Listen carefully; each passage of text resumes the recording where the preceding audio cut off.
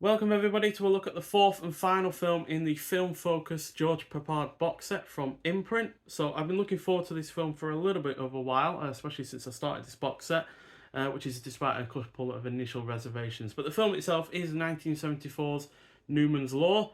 So my main reservation with this film was the fact it's directed by Richard T. Heffron, who did the god-awful sequel to Westworld, Future World, which, yeah, really didn't enjoy that film whatsoever.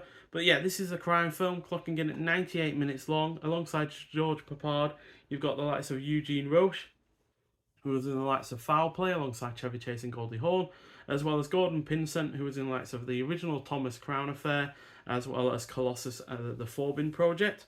So yeah, this is about hard-nosed LA cop Newman, who is booted from duty after being falsely accused of extortion.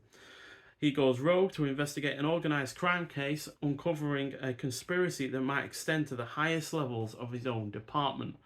So yeah, although this doesn't conclude this box set on a high note, it is nonetheless another one of Peppard's films that feels like the antithesis to other similar films from the time, in that despite this also focusing on the actions of a police officer, there isn't a spectacular car chase like in the French Connection or the Seven Ups, and he's not trying to act all cool like in the likes of Dirty Harry. And few of the lead characters in this actually make this out in one piece, which again is unlike those three films that I've talked about.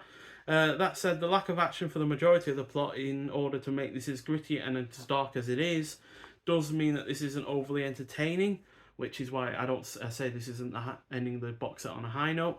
But the finale is really well done, with its two action scenes being executed effectively. Peppard is also great in the lead role. The supporting cast is good. It is well paced. The score is solid. It is overall engrossing, and the production is convincing.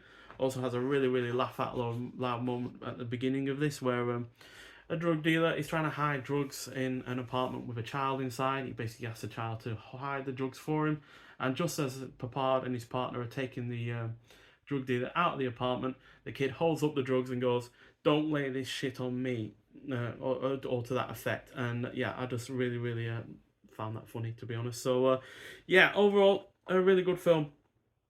But like Pendulum, it's on the darker side of things. It's not, got the most likable of characters, I guess you could say.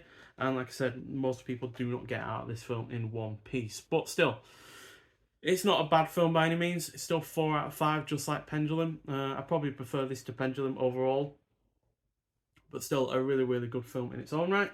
You've got a few extras on this, unlike the prior two films in this box set. So outside of the fact it's high definition presentation from a 2K scan, you got audio commentary by film historian Steve Mitchell and producer screenwriter Sirius Voris from 2023.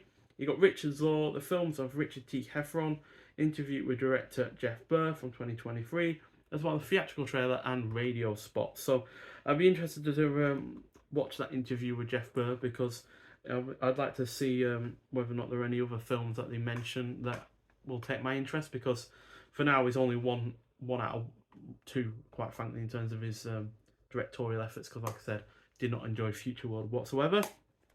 So yeah, in terms of ranking this box set, let's get all of the other films out and take a look. So I think on the whole, it's going to be PJ that takes the top spot. It's not by a million miles or anything like that, because I really did enjoy The Executioner. I just found PJ that little bit more entertaining, especially with George Peppard's lead performance. He was really good in that. But yeah, The Execution doesn't come far behind PJ. They are both a 4.5 out of 5 film as far as I'm concerned. Really impressed by both, and yeah, easily two of my favourite films that I've watched this year that I hadn't seen before this year. So yeah, well worth watching those two. And then, like I said earlier, I think Newman's Law just pips Pendulum. So yeah, Pendulum was pretty good, but I found Newman's Law slightly better. Has slightly better, it's got more entertainment factor to it, even though it's not an overly entertaining film, just because the action scenes, especially the two at the end, are really rather good. Whereas Pendulum, even though it's got a lot of thematic weight to it, it's just kind of dragged down in some predictability. So yeah, but still, again, 4 out of 5 films, and yeah, that means this box set is stunning in overall quality, to be honest.